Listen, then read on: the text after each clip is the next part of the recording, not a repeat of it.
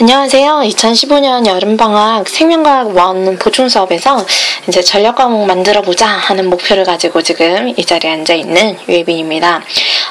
첫 수업은 이제 세포와 생명의 연속성으로 얘기를 시작할 텐데요. 사실 생명과학 1에서 친구들 가장 어려워하는 단원이기도 합니다. 여러모로 도움이 많이 되었으면 좋겠네요. 세포와 생명의 연속성이라는 말은 다른 말로는 이제 유전이라는 부제를 붙여볼 수 있을 것 같아요. 유전은 쉽게 말하면 부모의 형질이 이제 자손에게 물려지는 것이라고 표현할 수 있겠는데요. 부모가 자손에게 뭔가를 물려준다. 그래서 특징을 물려준다고 하면 그 뭔가 특징을 나타낼 수 있는 물질을 전달을 해줘야 될 거 아니에요. 그죠? 그때의 물질이 바로 앞에서 언급한 적이 있는 이 물질입니다. 이 물질 아니고 이 물질. 디스. 그랬을 때 여러분이 DNA라는 말 들어보셨죠? 핵산의 일종인데 유전 정보를 저장하는 기능을 한다라는 것이었어요. 유전 정보를 어떻게 저장하고 어떤 식으로 전달하는지 이런 거는 뭐 생명과학 2 가면 자세히 배우는데요. 일단 우리는 유전 정보를 저장한다 정도로만 그 명제만 기억을 해보겠습니다. 그랬을 때 DNA는 이중나선 구조로 되어 있는 물질이라는 것도 같이 떠올려주면 좋겠는데요. 이 이중나선의 물질 속에 생명체의 모든 유전 정보들이 다 들어있어요. 근데 그 유전 정보들이 이제 단위별로 마치 문장이 단어 구성된 것처럼 이렇게 어떤 유전 정보를 갖고 있는 단위들이 있단 말이야. 이 부분들을 우리는 유전자라고 불러요. 이 유전자들이 한 DNA의 부분으로 쭉 들어가 있는 거죠. 근데 이 생체 하나의 유전 정보가 한 분자 DNA에 다 들어가 있어요. 그러면 얘를 일렬로 쭉 나열해서 들어간다 치면 세포라는 그 작은 공간에 절대 못 들어가요. 그럼 얘가 어떻게 들어갈 수 있느냐? 어떻게 들어갈 수 있을까요? 뭐 단순하게 생각하세요. 작은 공간에 뭔가 큰 걸 넣어. 그럼 접어서 넣어야죠. 그죠? 이게 접혀서 들어갈 때 어떤 안정적인 구조를 만들어줄 수 있는 어떤 구심점이 필요해. 그게 바로 어떤 단백질이 그 역할을 해줍니다. 제가 실 모양으로 이렇게 흰색 동그라미 반복되는 모양을 쭉 그리고 있는데요. 이 흰색이 지금 DNA인 거고요. 이 DNA를 잡아주는 제가 방금 말씀드렸던 그 구심점이 되는 단백질. 얘가 바로 히스톤 단백질이라고 불리는 단백질입니다. 히스톤 단백질. 뭔가 이름부터 좀 뭔가 단단한 느낌 안 오세요? 히스톤. 그 위에 돌, 히스톤. 뭔가 잡아주는. 네. 이런 게 이제 익숙해졌으면 좋겠는데요. 네. 히스톤 단백질이 여튼 이렇게 잡아주고 있습니다. 히스톤 단백질이 DNA를 한 2바퀴 반 정도 감고 있다 그래요. 이런 구조들이 반복되는 모양을 갖고 있다 보니까 이들도 구성 단위라고 부를 수 있을 것 같아요. 단위, 그렇죠? 일정하게 반복되고 있으면 단위체라고 부를 수 있죠. 이 단위들을 뭐라고 하냐면 뉴클레오타이드? 아니야. 뉴클레오솜 뭐 똑같습니다. 네, 뉴클레오솜이라고 부르고요. 그럼 이 뉴클레오솜들이 쭉 반복된 이 구조물을 이제 뭐라고 하냐면 염색사라고 부릅니다. 이 염색사는 실사자예요. 그래서 실 모양의 구조물이라고 생각하시면 돼요. 실제로 세포 안에는 이렇게 DNA가 염색사의 형태로 일상적으로는 존재를 하고 있습니다. 그러다가 얘가 세포가 분열을 할 때가 되면 쭉 자라다가 분열을 할 때가 되면요. 이 염색사가 응축이 돼요. 그러니까 분열을 할 때 응축이 된다는 얘기를 제가 반복해서 드렸는데요. 이 분열이라고 하는 거는 한 세포가 2개의 딸세포로 분리 성장하는 것을 의미를 해요. 이게 어떻게 보면 세포 단위의 유전인 거죠. 근데 그러다 보니 얘가 원래 갖고 있던 유전 물질을 제대로 전달을 해서 똑같은 세포를 또 만들어줘야 되는 거예요. 그러려면 전달을 할 때 정확하게 해야 되는 어떤 이슈가 있는 거죠. 이거를 빗대서 얘기하면 이런 거예요. 엄마 세포가 10,000원을 갖고 있었어. 지금 딸 세포 2개한테 똑같이 10,000원이라는 유전 정보만큼을 주고 싶어요. 그럼 이렇게 전달을 할 때 10,000원짜리 하나 주는 게 전달이 정확하겠어요? 아니면 10원짜리 1000개 주는 게 정확하겠어요? 10원짜리 1000개나 되면요, 여러분, 한번 세보세요. 분명 오차가 생겨요. 중간에 1, 2, 3, 4, 990, 991, 990 하다가 옆에서 누가 말 걸어. 그럼 벌써 하나 까먹어요. 그럼 또 1부터 셀 건가요? 농담처럼 얘기했는데요. 어쨌든 염색사가 풀어진 채로 전달하는 데는 오류가 생길 수도 있다는 걸 얘기를 하고 싶어요. 그래서 덩어리로 주는 것이 정확하다. 그래서 분열때는 이게 응축을 한다라는 얘기를 하고 싶습니다. 염색사들은요, 응축을 해서 이렇게 제가 지금 이 그리는 한 줄이 염색사라고 보시면 돼요. 얘네들이 쭉 이렇게 한 덩어리 이렇게 쫙 뭉치는 이것이 바로 염색체구나 라고 생각하시면 되고요. 이 염색체는 자손에게 주기 위해서 똑같은 걸 2개를 주기 위해서 하나를 더 복제해서 가지고 있는 경우가 있습니다. 역시 분열할 때 그렇게 되는 건데요. 이때 제가 뭘 한다고요? 복제를 한다고 그랬죠. 제가 지금 노란색 네모를 치고 있는 이 부분이 복제해서 생긴 거잖아요.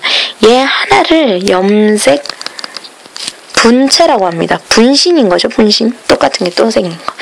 얘도 다 염색 분체라고 부릅니다.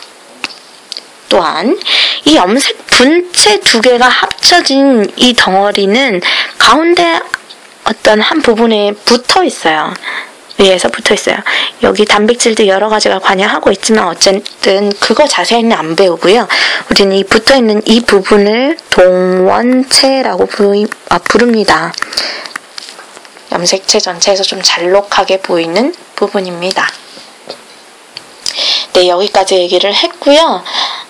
다음은 수능 특강에 있는 그림으로 설명을 드릴게요. 자, 방금 얘기했던 내용들이 그림으로 표현되어 있는데요. 오른쪽부터 같이 살필게요. DNA 보이시죠? 이 DNA가 어느 단백질에 의해서 잡혀 있다고요? 예, 히스톤 단백질이요. 히스톤 단백질에 의해서 감겨져서 일정한 단위를 이루고 있는 것을 뉴클레오솜이라고 하고, 이 뉴클레오솜은 쭉 연결되어서 염색사를 이루게 된다.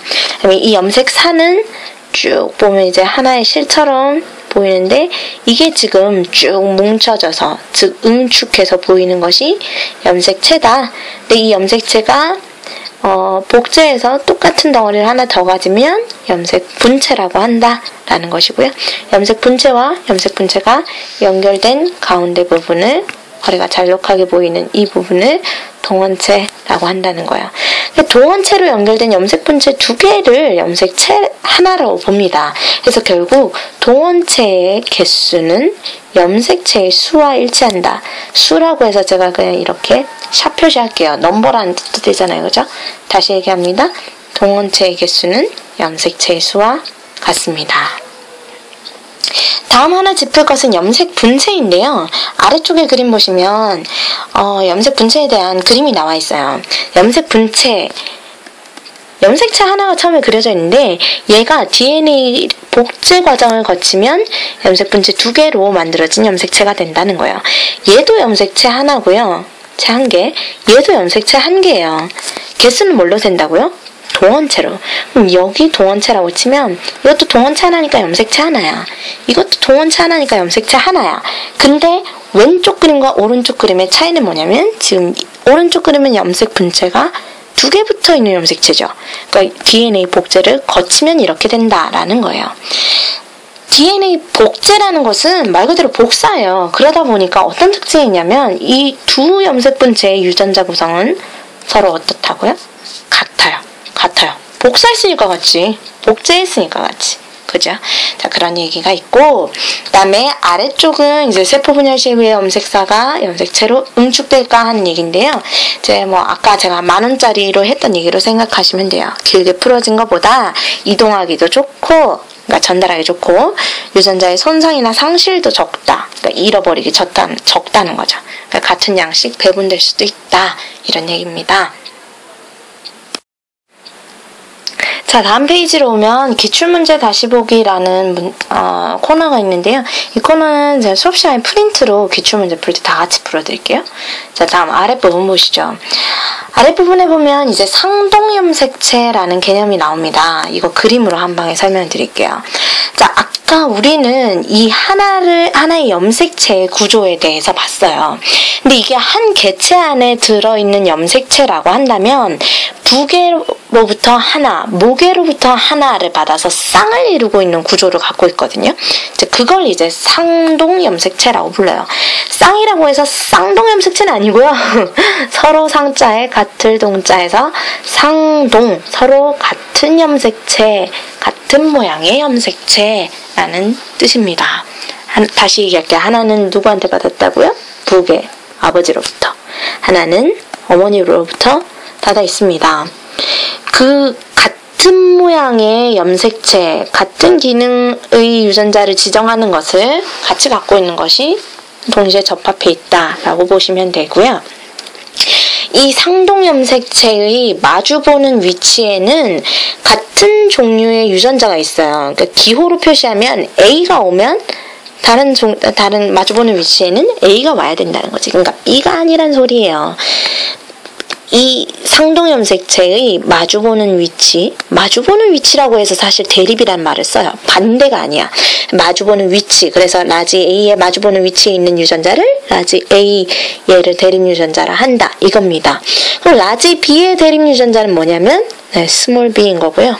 라지 D의 대립 유전자는 라지 D인 거죠. 근데 이런 식으로 상동염색체에서 쌍을 이룬 대립 유전자들은 같은 종류일 수도 있고 다른 종류일 수도 있어요. 그래서 그런 데는 밑줄 하나 그어주십시오. 상동염색체에서 쌍을 이룬 두 대립 유전자는 서로 같을 수도 있고 다를 수도 있습니다.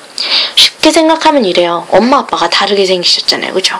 그러니까 이 라지 A가 만약에 쌍꺼풀을 결정하는 유전자라고 쳐봐요. 그럼 쌍꺼풀이 아빠도 있을 수 있고 엄마도 있을 수 있잖아. 그죠? 근데 보조개는 아빠가 있을 수도 있고 엄마가 없을 수도 있죠. 같은 종류이지만 성격은 다를 수 있다 이 얘기야. 되시겠죠? 얘네가 이제 복제를 해요. 그러면 복제 과정을 거치면 이제 각각의 염색체 하나씩이 염색 분체를 형성하게 된다는 거예요. 이렇게 염색 분체 하나, 이렇게 염색 분체 하나, 또 이렇게 염색 분체, 이렇게 염색 분체 하나라는 거죠. 그럼 DNA를 복제하게 되면 상동염색체 한 쌍에 염색 분체가 4개가 되는 거야. 원래 한 쌍에 2개였죠? 근데 한 쌍에 4개가 된 게 생긴다는 거예요. 감수 분열할 때 좀 자세히 말씀을 드릴게요. 한편 얘네들도 그림을 자세히 보시면 그림이 생각보다 많은 걸 얘기해주고 있어요. 제가 노란 박스 이렇게 쳐볼게요. 여기를 그리고 뭐 2번이라고 해볼게요. 그냥 오른쪽에 있어서 2번이라고 했어요. 여기는 1번이라 할 거예요. 이쪽은 1번이라고 할 거예요. 얘를 1번, 얘를 1번이라고 해볼게요. 그럼 1번과 1번이 지금 염색 분체야. 2번과 2번이 염색 분체야. 그러다 보니까 2번과 2번은 유전 정보가 같죠. 1번과 1번은 유전 정보가 같죠. 근데 1번 세트와 2번 세트는 상동염색체. 그래서 아빠 엄마가 다르게 생겼으니까 상동염색체 구성은 다를 수도 있다 했잖아. 그래서 얘네 둘은 유전 정보가 다르게 구성되어 있을 수 있다라는 게 중요한 내용입니다. 자, 아래쪽은 염색체의 종류에 관한 이야기예요. 이러한 염색체들이 그 세포 내에서 쌍을 이뤄서 상동염색체를 이룬다라는 얘기를 위해서 했는데, 이 상동염색체 쌍 중에서 암수에 공통적으로 들어있는 거는 상염색체라고 하고요. 암수에 따라 다르게 갖고 있으면 그걸 성염색체라고 부릅니다. 다음 페이지 책을 넘겨보실게요. 자, 다음 내용은 핵형, 핵상이라는 얘기입니다. 핵형이라는 거는 형태 형태를 얘기한다 보면 돼요. 생물이 가지는 염색체상의 특성, 형태, 그래서 염색체의 수, 모양, 크기 등을 분석합니다.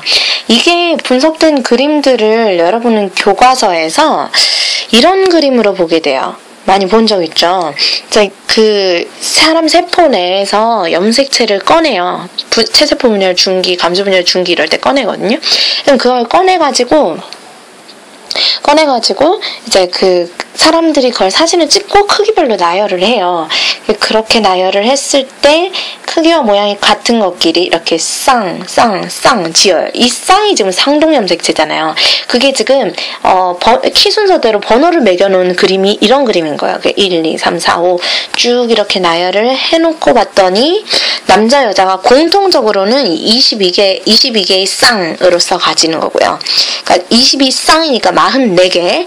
그리고 여자 같은 경우는 성염색체를 이렇게 한 쌍 가지고 남자는 짝을 이루지 않는 게 있어. 이거를 이제 XY라고 이름을 붙여놓고요. 이 X와 X는 모양이 같아요. 자, 이렇게 분석하면서 핵형을 따질 수 있습니다. 수 셀 수 있죠? 모양 볼 수 있죠? 크기 볼 수 있죠? 그게 바로 핵형, 염색체의 형태를 보는 것이다. 형태를 보는 것이다. 됐죠? 생물 종이 다르면 핵형도 달라요. 그래서 생물 종이 같은 종 내에서는 성별이 같으면 체세포 핵형은 동일하지만 생물 종이 다르면 핵형도 다릅니다. 그래서 생물 종이 달라도 염색체 수가 같은 경우는 있지만 염색체의 크기나 모양은 다르다 하는 내용이 적혀 있습니다. 그건 이제 41쪽에 아래쪽에 보면 그 자료가 있는데요. 그 자료 나올 때 설명 한번 더 드릴게요. 한편 핵형 분석은 생물의 핵형을 조사하는 것으로 분열기의 중기에 있는 분열기의 중기, 그도 그럴 것이 염색체가 존재하는 시기 자체가 분열할 때라고 했잖아요. 그래서 분열기이면서 중기여야 한다는 이야기가 적혀 있는 겁니다. 왜 중기여야 하는지 하는 얘기는 이제 뒤에서도 아마 나올 거예요. 일단 분열기여야 된다는데 조금 더 초점을 두고 보시고요. 자, 다음입니다. 핵상이라는 얘기가 있네요. 핵상은 염색체의 조합 상태를 나타낸 거예요. 그러니까 상대적인 수를 나타낸 거라고 보시면 되는데요. 그 상대적인 수를 만약에 쌍으로 존재한다고 치면 2n이라고 표시하고요. 한 개씩 있다고 치면 n이라고 표시합니다. 그럼 지금 예시로 나와 있는 이 그림 같은 경우는요. 쌍이 있나 없나를 찾아봤을 때 지금 제가 노란색으로 표시하는 쌍이 있어요? 그쵸? 여기 있죠. 또요.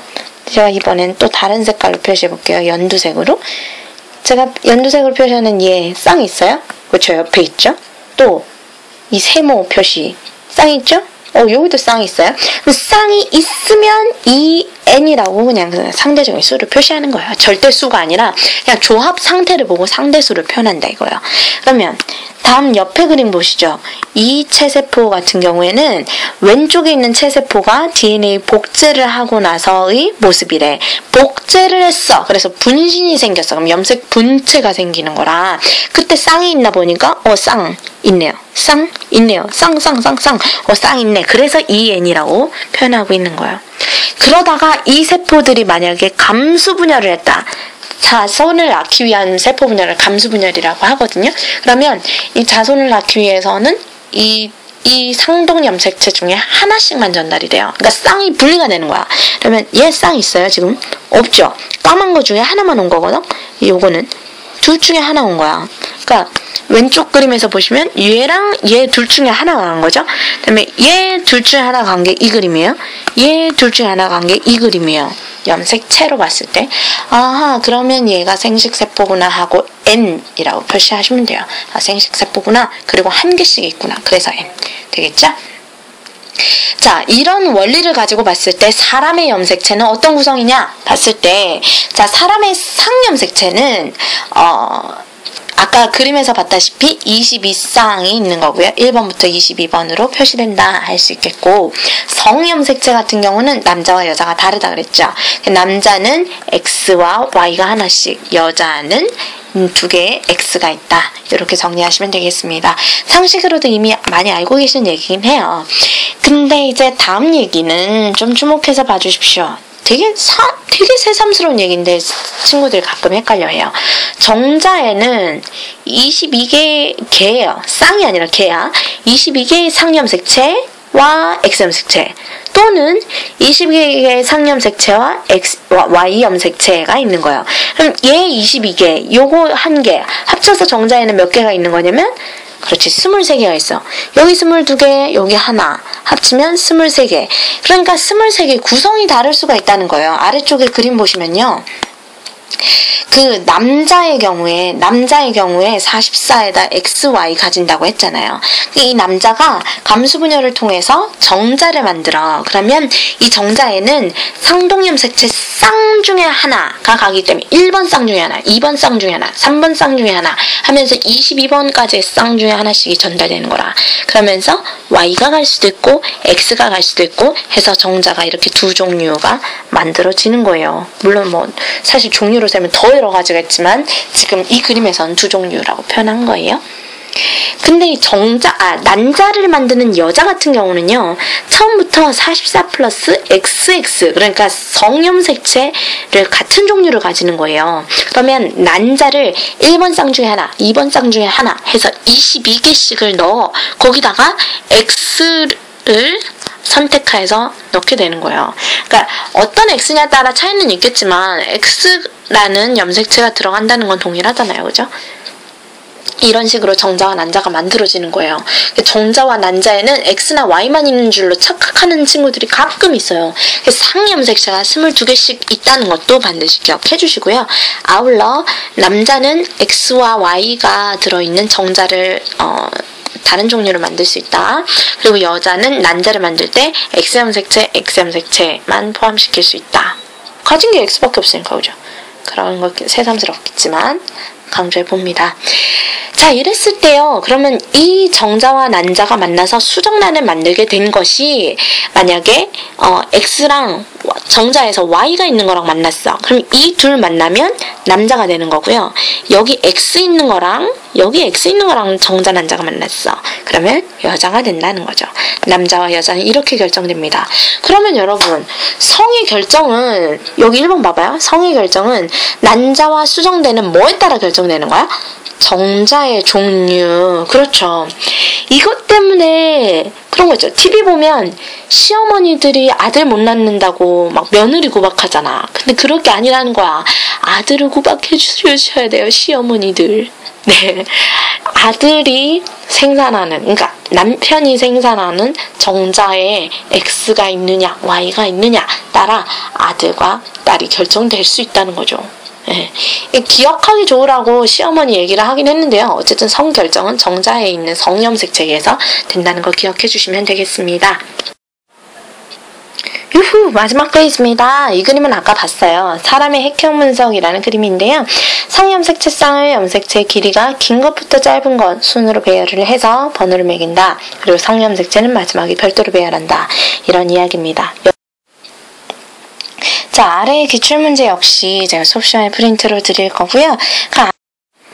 여기만 좀 보고 마칠게요. 제일 아래쪽에 보면 사이언스 디저트라고 해서 동물의 염색체 수라는 자료가 나와 있는데요. 아까 봤다시피 핵형 분석을 동물마다 하면 이렇게 염색체 수를 알아볼 수가 있어요. 그랬을 때 사람은 46개, 침팬지는 48개 이렇게 쭉 나와 있고요. 개가 78개래네요. 그죠? 여러분 생각해보시면 사람이 우등한가 개가 우등한가 생각해봤을 때 뭔가 우열등을 나눌 수는 없지만 어쨌든 보통 우리가 사람이 조금 더 고등하다고 얘기를 하잖아요. 그죠? 그랬을 때 개가 염색체 수가 많다고 해서 더 고등한 건 아니다. 이런 얘기 좀 해볼 수 있겠고요. 오른쪽에 설명들 더 보면 이제 특정 생물 종의 염색체 수는 일정하다라는 얘기가 적혀 있네요. 사람들은 모두 염색체 수가 46개예요. 물론 돌연변이에 따라 개수는 달라질 수 있지만 일반적인 형태라는 거고요.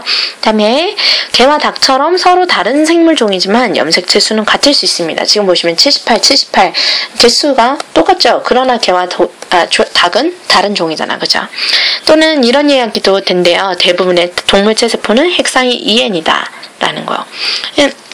반드시 부계로부터 모계로부터 하나씩 받기 때문에 그래서 이 짝수로밖에 존재할 수 없다 이런 이야기입니다. 이 n이라는 표현은 사실 수학에서도 짝수를 표현할 때 많이 쓰잖아요. 그러니까 그 기호를 차용한 게 아닐까 그런 생각 들어요. 어쨌든 짝수로 염색체수가 존재하는구나. 특히 유성 생식을 한다면 유성 아시죠? 성별이 있는 개체들의 생식. 예, 이렇게 정리하면 될 것 같습니다. 수업 시간에 뵐게요. 너무 고생 많으셨어요. 안녕.